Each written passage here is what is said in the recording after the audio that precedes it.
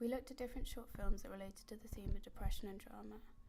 In these, we looked at the different forms and conventions that put together a drama short film. We analysed the filming and editing of other short films, as well as the lighting, how the characters were portrayed in the overall narrative of the films.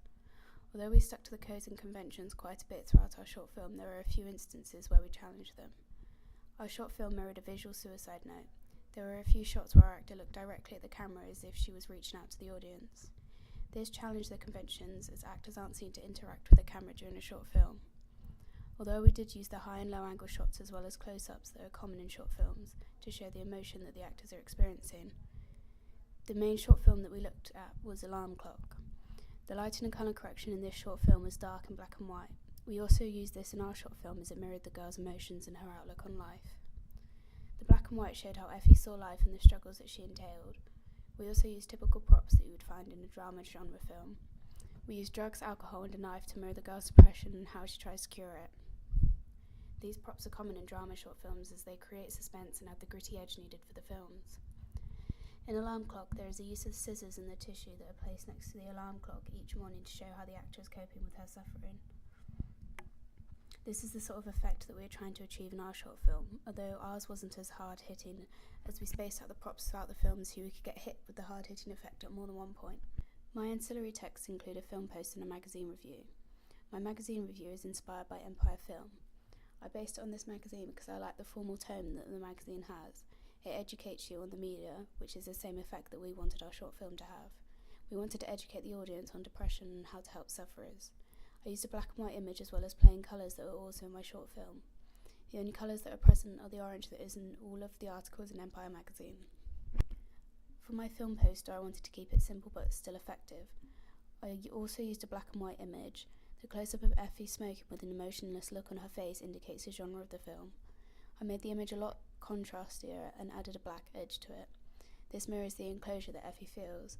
I kept the titles plain and black so they didn't take all of the attention away from the image, but they were still bold enough for you to notice them. For the editing process, I used Premiere Pro. At the start, I also found this a little difficult to use. As I used a lot of the same cuts, the process became easier as I went along. For the colour correction, I had to seek help with YouTube videos as I had no knowledge whatsoever of how to do this. The videos helped me and I was able to create the black and white effect that I was going for.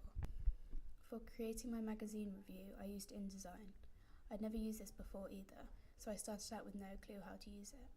We got a quick lesson on the basics, and from that and the YouTube videos, I managed to gather enough knowledge to put together my film review.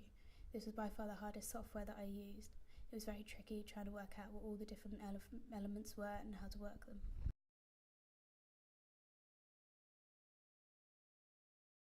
Melissa?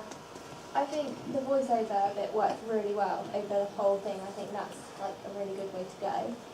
But when you got like the long shot of all of the drugs and everything else put in front of them, I think it'd be really cool to do like close-ups of the drugs and things, especially when she was taking them as well. Like in her hands, I think that would be more effective if you like take close-ups and stuff.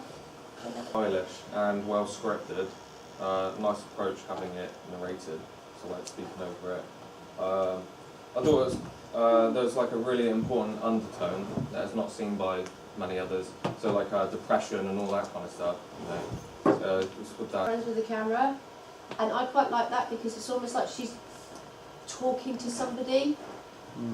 I almost think you ought to make more of that by using ambient Yeah, I think sounds. either you go for it and do it, or otherwise it looks like a take it mistake. out. Yeah, exactly. And it really just gives it away and you Exactly. go, oh, you know, it's a bit of a Yeah. shame. But There's a bit where, what I sorry. quite like was when she was looking at camera and smiling, and it was almost like there's somebody there listening to what she's saying and recording that. And if you can make more of that, using the ambient sound, so you know she's like reading the poem as well. We hear that, so she's talking to somebody, she's actually interacting with the camera. That would make it so much more sophisticated, almost.